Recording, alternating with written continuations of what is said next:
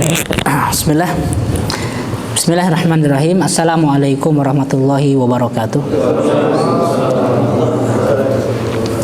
Bapak Ibu yang saya hormati, kelanjutan cerita kita tentang sahabat Abi Waqqas, Abdurrahman bin Auf itu akan membuat kita geleng-geleng kepala ya.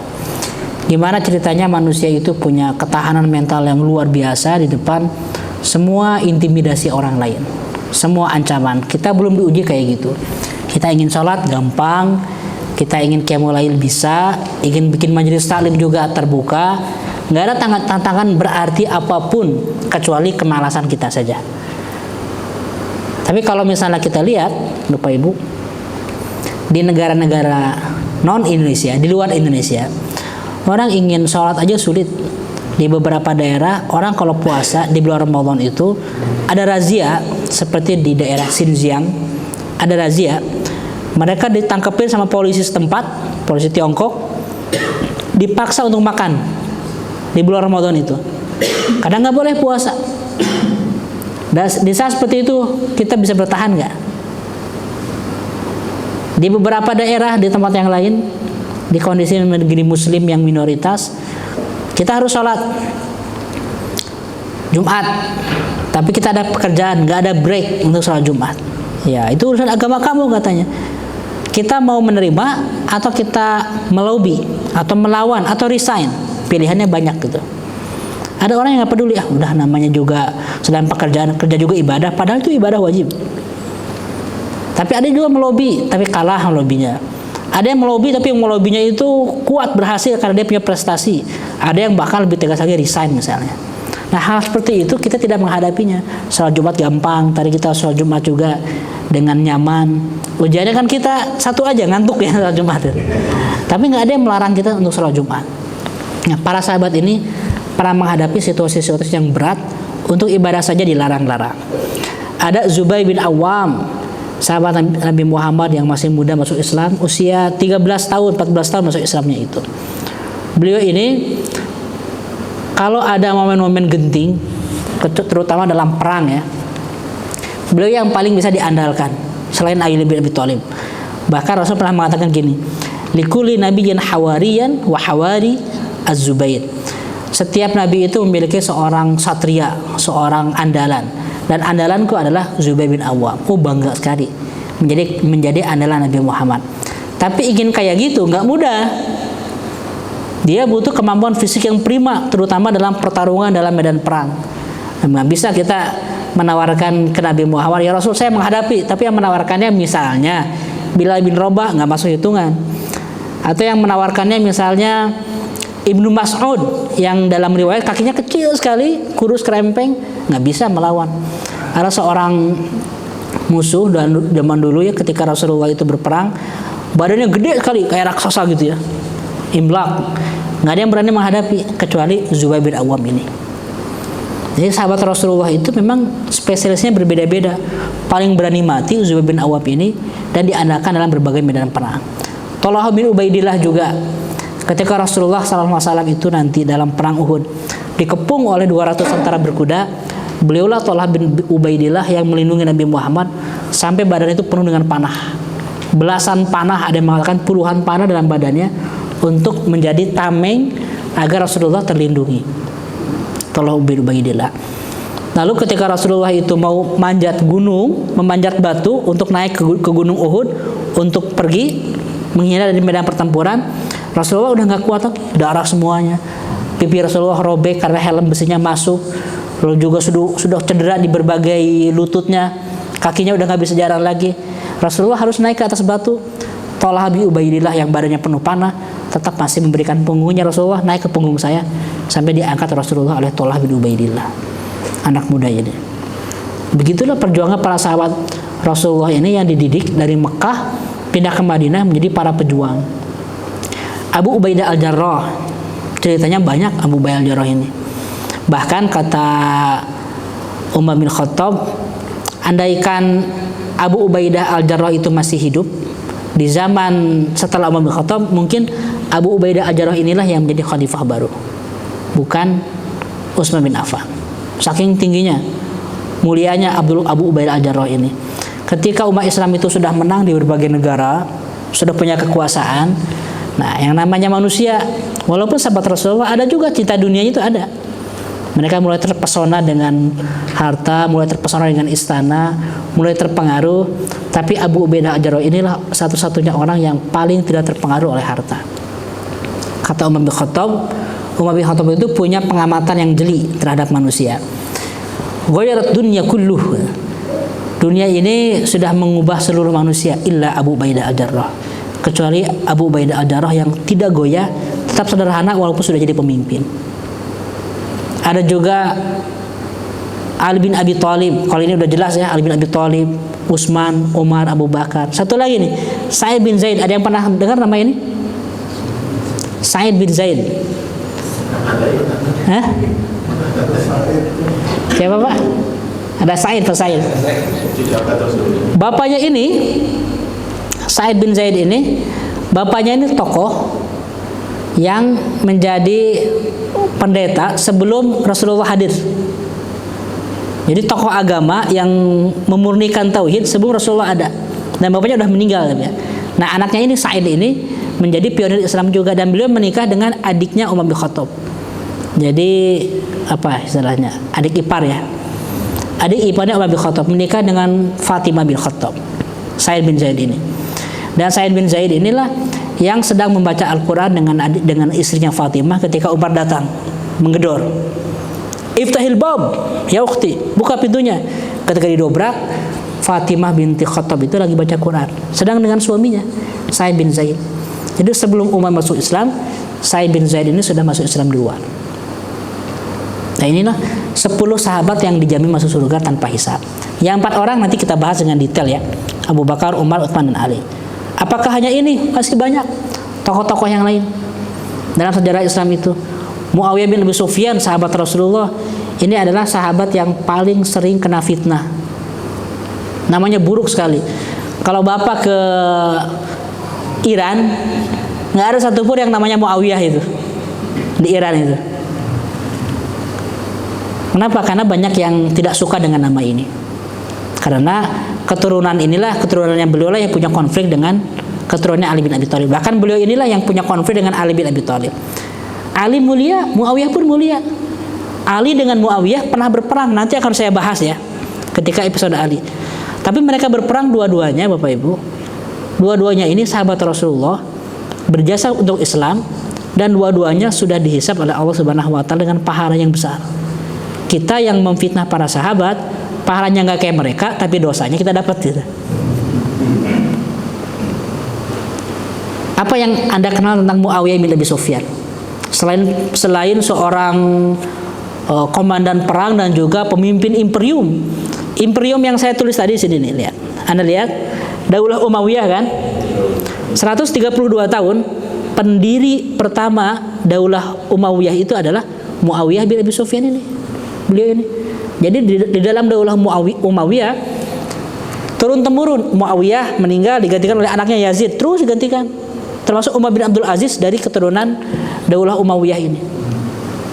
Jadi pemimpin hebat. Tapi tahu nggak, sebelum beliau menjadi pemimpin, apa profesi beliau dalam dakwah Islam? Ada yang pernah mendengar nggak?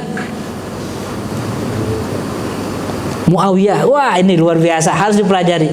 Ini salah satu tokoh yang juga jenius dan saya kagumi ya. Beliau ini penulis hadis Rasulullah. Anda bisa membayangkan nggak Rasulullah mempercayakan ke manusia, kalimat-kalimatnya ditulis. Apakah Rasulullah akan mempercayakan ke orang munafik? Coba logikanya ya. Rasulullah tahu nggak orang munafik dan orang yang tidak munafik? Dari mana taunya? Dari malaikat kan? Malaikat. Kalau Abu Bakar nggak tahu, Abu Bakar, Umar nggak ada yang tahu. Tapi Rasulullah tahu siapa sih orang munafik. Nah, Rasulullah hanya ngasih tahu orang munafik itu ke Huzaifah Ibnul Yaman. Makanya ketika Rasulullah sudah wafat, Umar bin Khattab itu minta bocoran. Huzaifah, coba tolong kasih bocoran, please. Saya ada nggak dalam list orang munafik menurut Rasulullah itu? Saking takutnya Umar bin Khattab. Kalau kita mah menurutnya ya Umar kamu mau udah aman gitu kan. Tapi Umar bin Khattab saking khawatirnya. Rasulullah tahu mana yang munafik, mana yang jujur. Karena Rasulullah dikasih tahu oleh alam gaib, oleh malaikat. Dan Rasulullah mempercayakan ke orang yang terpercaya, di antaranya selain Zaid bin Harisah, selain Zaid bin Sabit penulis wahyu, di antaranya adalah Muawiyah bin Abi Sufyan. Bahkan ada yang mengatakan sebagian ayat Al-Quran pun ditulis oleh Muawiyah bin Abi Sufyan, bukan hanya hadis. Padahal baru masuk Islam. Selain jenius, rapi, administratif, literat, jago baca tulis, dan dipercaya oleh Rasulullah. Jadi orang seperti ini bukan orang jahat, Bapak Ibu, bukan orang yang licik, bukan orang munafik seperti tuduhan banyak orang. Nah, nanti Bapak Ibu ketika searching di internet, ketik nama Muawiyah, banyak isinya yang buruk. Makanya saya jelaskan di sini di forum ini agar kita tidak salah paham. Yang membenci ini banyak. Kenapa? Karena di zaman Muawiyah sudah masuk ke zaman fitnah, banyak konflik. Orang-orang yang masuk dalam pusaran konflik, para pengikutnya sampai detik ini mereka masih saling membenci. Ya jangankan Muawiyah, sebagian golongan umat Islam itu ada yang membenci Abu Bakar, Umar, bahkan memberikan sumpah serapah ke Aisyah radhiyallahu anha. Sampai ke Aisyah. Ya adalah golongan-golongan sebelah ya. Nah, hati-hati, kita tidak sedang membahas mereka, tapi fokusnya adalah para sahabat Rasulullah itu walaupun mereka berkonflik, walaupun mereka berperang, tapi mereka sudah mendapatkan pahalanya. Saya perlu menjelaskan, ini penting sekali. Saya balik lagi ke sini nih.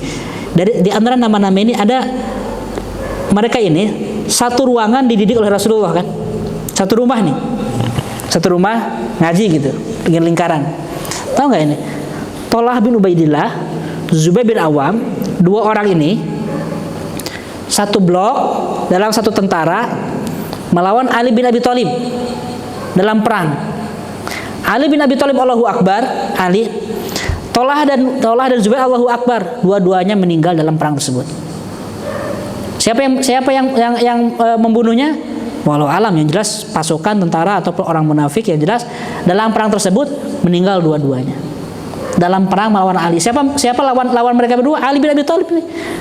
Mereka ini satu majelis dengan Rasulullah kan?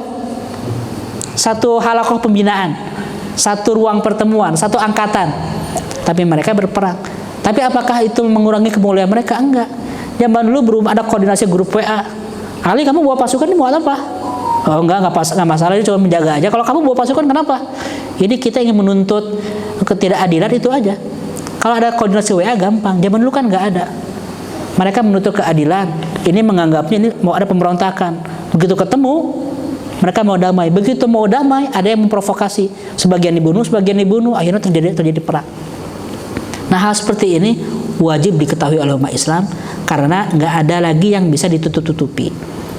Ada juga sebagian guru-guru yang nggak usah belajar itu kan fitnah dalam zaman umat Islam. Nanti kita salah paham, justru nggak dipelajari jadi salah paham. Justru perlu dipelajari dari sumber yang jelas. Saya menyampaikan ini nanti dalam kajiannya agar kita semua bisa proporsional melihat sejarah. Sejarah Islam itu bukan sejarah putih yang nggak ada nodanya, ada juga nodanya, kesalahpahaman, arogansi, kesombongan, ujub, takabur, ada fitnah ada. Tapi yang baiknya, kebaikannya lebih banyak dibanding yang tadi. Nah, kita perlu proporsional melihatnya. Umar bin Abdul Aziz, Abdurrahman Ad-Dakhil, Mudhaffar Qutus, Salahuddin. Ini tokoh-tokoh berikutnya yang hebat-hebat yang perlu kita pelajari nanti. Ada sahabat-sahabat Rasulullah yang lain juga, Musa bin Umair. Ini di kalangan para pemimpin, di kalangan ulama-ulama, dai-dai, para penulis, ilmuwan-ilmuwan, Musa bin Umair, dai anak muda yang berhasil mengislamkan satu kota Madinah seorang diri. Usianya masih 35 tahun saat itu. Kalau kita pelajari karakter seorang dai muda yang ganteng, yang pintar kayak Musa bin Umair, kita bisa menyiapkan dai-dai muda dari sekarang untuk menjadi jubir-jubir, untuk menjadi dai-dai, dikirim ke berbagai masjid, ke berbagai masyarakat. Jangan itu aja orangnya, skillnya nggak bertambah, harus naik terus ya kapasitas itu. Ibnu Syihab Az-Zuhri, Imam Syafi'i, Imam Haramain Al-Juwaini, gurunya Imam Al-Ghazali. Nama-nama ini perlu kita ketahui, dan ada banyak ribuan nama-nama yang lain. Nah, setidaknya kita sedikit-sedikit ya mengenal nama-nama hebat ini. Imam Bukhari, Imam Muslim, dua orang paling utama dalam ilmu hadis. Ibnu Ishaq dan Ibnu Hisham, dua orang utama dalam ilmu sirah nabawiyah. Ilmu alam sekarang, bukan hanya ilmu keislaman. Kita pun perlu mengenal Bapak Ibu orang-orang hebat, karena kita sekarang sedang krisis tokoh, krisis teladan. Kalau adik-adik kita ya, anak-anak ya, ditanya siapa ilmuwan-ilmuwan hebat, saya yakin mereka jawabannya itu Einstein, Newton, siapa lagi, Edison, tokoh-tokoh barat semua. Paling banter mereka kenal Ibnu Sina. Setelah itu siapa? Nggak pernah kenal tokoh-tokoh kita. Padahal ini penting diketahui, karena mereka juga berkontribusi dalam pengetahuan. Apa gunanya Ustadz mengetahui orang-orang hebat di zaman dulu? Kan sekarang juga banyak orang pintar. Ya, orang pintar sekarang dipelajari, tapi orang dulu yang hebat dari kalangan umat Islam itu akan menambah keyakinan bahwa Islam itu adalah sumber kemajuan. Saya kuliah di Barat, saya sedang kuliah di Inggris.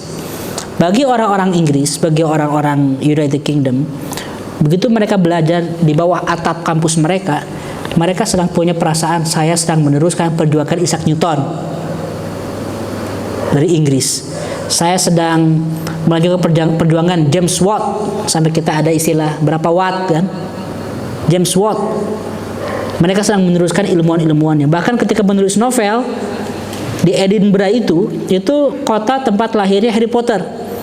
Saya ingin bikin novel tulisan meneruskan jejaknya J.K. Rowling, Harry Potter. Mereka ada kebanggaan itu. Nah, jangan sampai umat Islam tidak memiliki kebanggaan itu. Kenapa? Karena kita nggak kenal dengan tokoh-tokoh kita sendiri.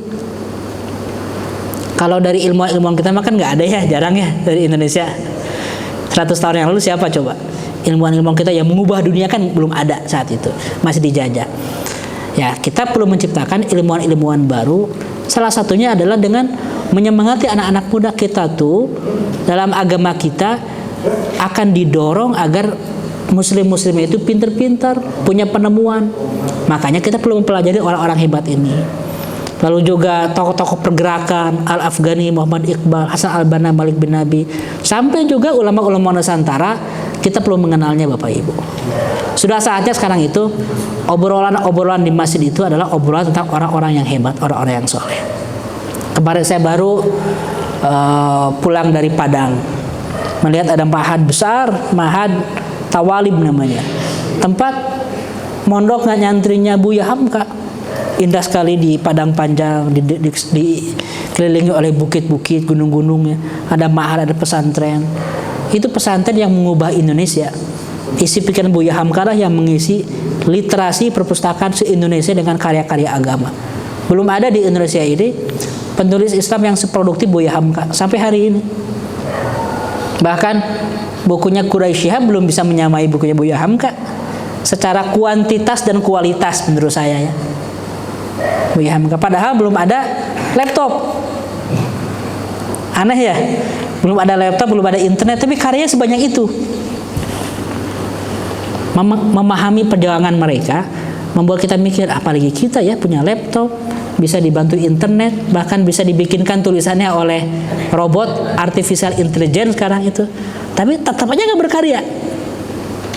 Kiai Ahmad Dahlan, Hasyim Asy'ari, NU Muhammadiyah, dua lembaga terbesar. Dulu mereka ulama-ulama besar membangun dakwah, sekarang sebagai pengikutnya berantem. Kan aneh itu. Nah, Bapak Ibu yang saya hormati, jadi ulama-ulama besar, para sahabat Rasulullah, para mujahid, para pemimpin harus mulai memasuki pikiran kita, mengisi kosakata kita, sehingga kita ini dalam obrolan memang tahu orang-orang yang pintar itu siapa. Bukan hanya Abu Bakar, Umar aja. Kita tahu orang-orang yang hebat. Sahabat Rasulullah itu ada ribuan. Ketika Hajatul Wada itu 100 sampai 114 ribu sahabat Rasulullah yang ada dalam Haji Wada. Ya tidak harus seluruhnya, minimal sedikit lah, minimal orang-orang yang ikut perang Badar. Nggak bisa hafal juga, nggak tahu juga. Minimal 10 yang dijamin masuk surga dan istri-istri Nabi Muhammad. Itu perlu dipelajari. Kenapa? Karena dalam setiap kisah para sahabat itu ada nilai-nilai mulia yang bisa menjadi inspirasi hidup kita. Kita ini butuh inspirasi. Sedang krisis inspirasi. Bangsa, masyarakat, umat yang tidak mengenal orang-orang baik di masa lalu, maka dia akan kehilangan arah di masa depan.